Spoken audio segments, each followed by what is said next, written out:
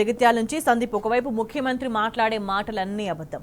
రైతు భరోసా పూర్తిగా వచ్చిందనేది అబద్ధం, రుణమాఫీ పూర్తిగా జరిగిందనేది అబద్ధం, బోనస్ అందింది అనేది అబద్ధం, ఎరువులు యూరియా ఇవన్నీ కూడా సరిపడా ఉన్నాయనేది కూడా అబద్ధం. అంటే ఏదేమైనా సరే మనం అబద్ధాలు మాత్రమే చెప్పుకుంటూ పోదామని ప్రభుత్వ పెద్దలు కావచ్చు, ప్రజాప్రతినిధులు కావచ్చు, వీళ్ళంతా భావించి ఇట్లానే వరుసపెట్టి అబద్ధాలు చెప్పుకుంటా పోతాయి. ఇప్పటికే ప్రజల్లో తిరగలేని పరిస్థితి ఉంది కాంగ్రెస్ ప్రజాప్రతినిధులది.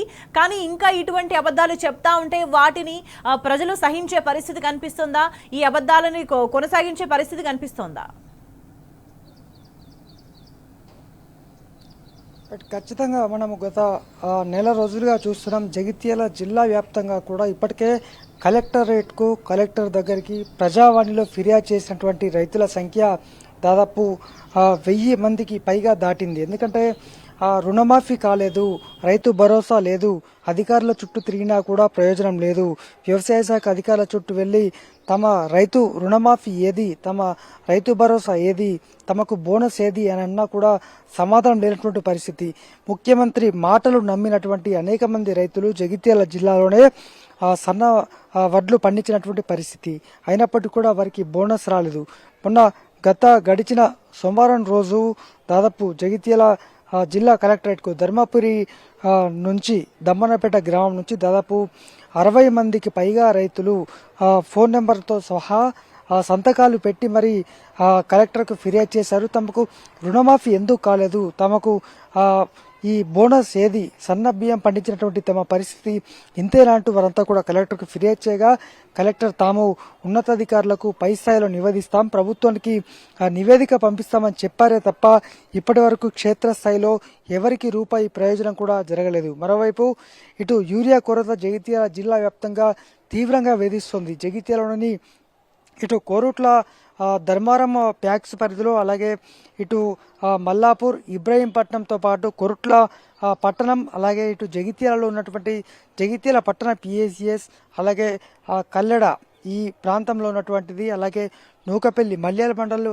పిఎస్ఎస్ పరిధిలో పెద్ద ఎత్తున కూడా ఈ యూరియా కొరత వేధిస్తోంది. అలాగే ఎక్కడ చూసినా అక్కడ నో స్టాక్ బోర్డులే కనిపిస్తున్నాయి. అంటే ఎక్కడ బోర్డులు అఫీషియల్గా ఏర్పాటు చేయకపోయినప్పటికీ కూడా రైతు ఒకవేళ అక్కడికి వెళ్ళినటువంటి పక్షంలో యూరియా అందుబాటులో లేదు అనేటువంటి సమాధానం. మరి బ్లాక్లో విక్రయిస్తున్నారంటే అది కూడా లేనటువంటి పరిస్థితి. మరి అసలు ఏం జరుగుతోంది, అధికారులు ఎందుకు ఆ యూరియా సరిపడ ఇవ్వట్లేదు, డిమాండ్కు సరిపడా సరఫరా చేయాల్సినటువంటి అధికారులు ఇప్పటివరకైతే పూర్తి స్థాయిలో అమలు చేయకపోవడం అనేటువంటిది ఇక్కడ ఆశ్చర్యకరం. అలాగే ఇప్పటికే ఉదయం నుంచి తెల్లవారుజామున 6 గంటల నుంచి మధ్యాహ్నం వరకు కూడా పట్టదారు పాసు పుస్తకాలు, వారి పాసు పుస్తకాలతో పాటు రేషన్ కార్డులు, ఇతరటువంటి వస్తువులన్నీ కూడా లైన్లో పెట్టి వాళ్ళంతా వెయిట్ చేస్తున్నటువంటి పరిస్థితి. మరి ఇప్పటికైనా డిమాండ్కు సరఫరా చేస్తారా? అలాగే ఇప్పటికే రైతన్నలు మొత్తం పూర్తి స్థాయిలో కూడా రైతు భరోసా కాకపోవడంతో ఇటు వ్యవసాయ శాఖ అధికారుల చుట్టూ తిరుగుతున్నారు,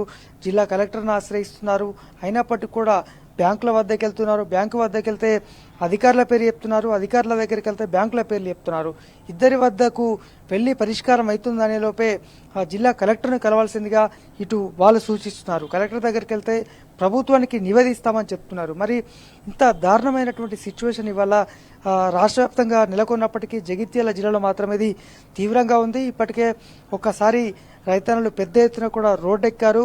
కోరుట్ల నుంచి జగిత్యాల వరకు భారీ ర్యాలీ కూడా తీయడం జరిగింది. రేపు పొద్దున అంటే ఇప్పటికే ఇటు కొడిమ్యాల మండలం శ్రీరామపల్లి గ్రామంలో పంట పొలాలు ఎండిపోయాయి. ధర్మపురి ఆ ప్రాంతంలో ఉన్నటువంటి కొన్ని గ్రామాల్లో కూడా పంట పొలాలు ఎండిపోయే దశకు చేరుకున్నాయి. బీర్పూర్ మండలంలోని చర్లపల్లితో పాటు ఇతర ప్రాంతాలు కూడా పంట పొలాలు ఆల్మోస్ట్ ఎండిపోయేటువంటి పరిస్థితి. మరి నీరు విడుదల చేయట్లేదు. 95% ప్రభుత్వం గత బీఆర్ఎస్ సర్కార్ హయాంలో 95% పూర్తి చేసినటువంటి రోడ్లవాగు ప్రాజెక్టు దాదాపు 135 కోట్లతోటి వెచ్చించి వర్క్ పూర్తి చేయగా మరి ఇప్పటివరకైతే 5% వర్క్ చేయకపోగా పంట పొలాలు అయితే ఎండిపోతున్నాయి. మరి ఏం చేస్తారో చూడాల్సి ఉంది స్వేచ్ఛ. అయితే సందీప్, ఇప్పటికే ఇటువంటి పరిస్థితి వల్ల తీవ్రమైన వ్యతిరేకత వచ్చింది ప్రభుత్వం అంటే రైతుల్లో, అన్ని వర్గాల ప్రజల్లో వచ్చింది.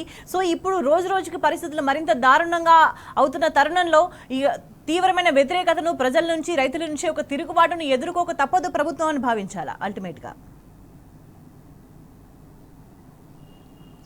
100% జగిత్యాల జిల్లాలో ఏ ఒక్కరి వద్దకెళ్ళినా కూడా ప్రభుత్వ తీరుపైన తీవ్ర విమర్శలు చేస్తారు. అందులో రైతుల పరిస్థితి మరీ దారుణం. ఎందుకంటే ఒకప్పుడు రాష్ట్రంలోనే జగిత్యాల జిల్లా రైస్ బౌల్ ఆఫ్ తెలంగాణలో రైస్ బౌల్ ఆఫ్ జగిత్యాలుగా మారింది. ఎందుకంటే పూర్తి స్థాయిలో నీళ్లు పుష్కలమైన నీటి సంపద జగిత్యాల సొంతం. కానీ ఇప్పుడు నీరు లేకపోవడం అనేటువంటి ప్రధానమైనటువంటి సమస్య. ఈ క్రమంలో ఇప్పుడు రైతులే తిరగబడేటువంటి పరిస్థితి జగిత్యాల జిల్లాలో నెలకొంది. అలాగే ఏ ఒక్క ప్రాంతంలో కదిలించిన జగిత్యాలలో ఉన్నటువంటి 22 మండలాల్లో ఏ ప్రాంతాన్ని కదిలించినా ఏ ఒక్క రైతుతో మాట్లాడినా కూడా క్లియర్గా వాళ్ళే చెప్తారు, ఒక రైతు భరోసా లేదు, రైతు రుణమాఫీ లేదు, రైతు బంధు ఎట్టి పరిస్థితిలో ఇప్పటివరకు మెజార్టీ ప్రజలకు రాలేదు. ఇప్పటికీ అనేక చోట్ల రైతులు తిరగబడ్డటువంటి పరిస్థితి. ప్రజాప్రతినిధులు కాంగ్రెస్ శ్రేణులే ఎమ్మెల్యేతో పాటు ఇతర అధికారులు ఎవరు కూడా రైతుల చుట్టూ తిరిగి పరిస్థితి అయితే ఇప్పుడు ప్రజెంట్ అయితే లేనటువంటి సందర్భాన్ని మనం ఇవాళ గమనిస్తున్నాం. జగిత్యాల జిల్లాలోని ఇటు బీర్పూర్ మండలంలో అనేక పంట పొలాలు ఎండిపోయాయి. ధర్మపురి నియోజకవర్గంలో కొన్ని చోట్ల పంట పొలాలు ఎండిపోయే దశకు చేరుకున్నాయి. కొడిమియాల మండల కేంద్రంలో నిన్ననే అనేక మంది రైతులతో మనం మాట్లాడించడం జరిగింది.